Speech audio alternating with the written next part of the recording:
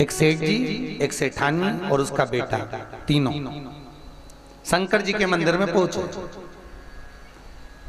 अब पति के शंकर जी को जल पहले मैं चढ़ाऊंगा, पत्नी के पहले मैं चढ़ाऊंगी, बेटा के पहले मैं चढ़ाऊंगा। तीनों झगड़ रहा है। लोटे में पानी भरा कलश में, शंकर जी नीचे शिवलिंग, और ये ऊपर, वो इधर खींचे, वो इधर खींचे, वो उधर खींचे। पहले मैं चढ़ाऊंगा, पहले मैं चढ़ाऊंगा। और इतने में वो लोटा पानी का कलश छूट गया, और छूटा तो शंकर जी पे गिरा। शंकर जी पे गिरा। ऊपर कैलाश में माता पार्वती शंकर जी को जल चढ़ाने के लिए जैसे ही गई, शंकर जी के सिर पे एक इतना बड़ा गुमा पड़ा।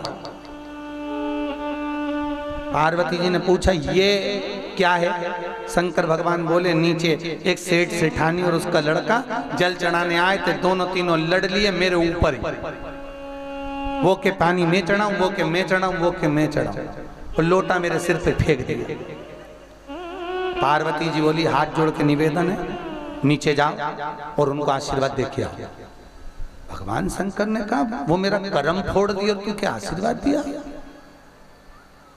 पार्वती जी बोली ऐसे भगत दुनिया में बहुत कम मिलते हैं, अभी सिरी फोड़ा है, हाथ पे तोड़ के धर दे, उससे पहले पहुंच जाओ। जाओ जरा नीचे।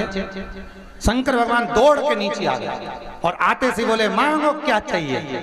सेठ सेठानी बच्चा तीनों पूछे तुम कौन? शंकर जी बोले मैं भोले, मांगो क्या चाहिए, हम प्रसन्न हो गए तुमसे।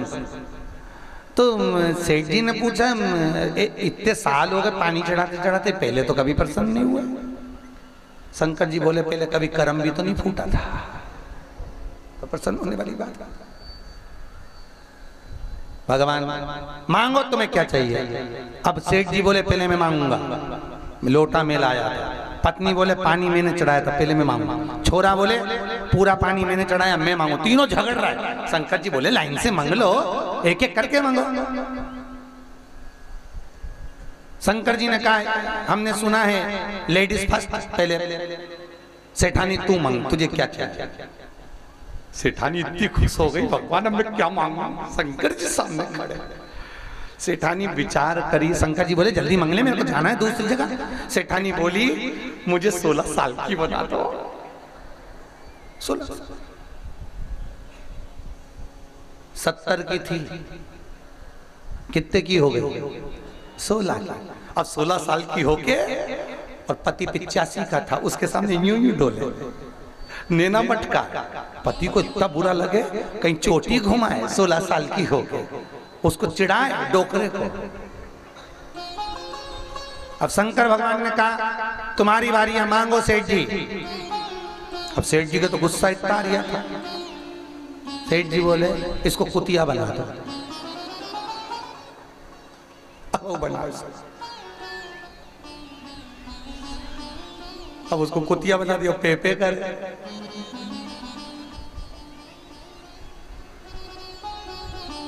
सेठ जी बोले अब इतना। बेटे का नंबर आया। शंकर भगवान बोले अब तुम्हारा नंबर है, मांगो क्या चाहिए? बेटे ने कहा भोलेनाथ इन दोनों के चक्कर में मत पड़ो, जैसे थे वैसे बना दो, बहुत है।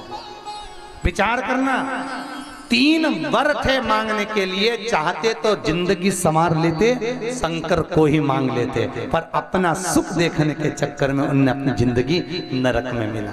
वापिस वैसे की 7 दिन मौका मिलता है भागवत जी की शरणागति पाने का, कि कथा सुनने बैठे, पर हम उसको प्राप्त नहीं कर पाते, हम उसको ढूंढ नहीं पाते। प्राप्ति का केंद्र बिंदु हमारे पास नहीं होता।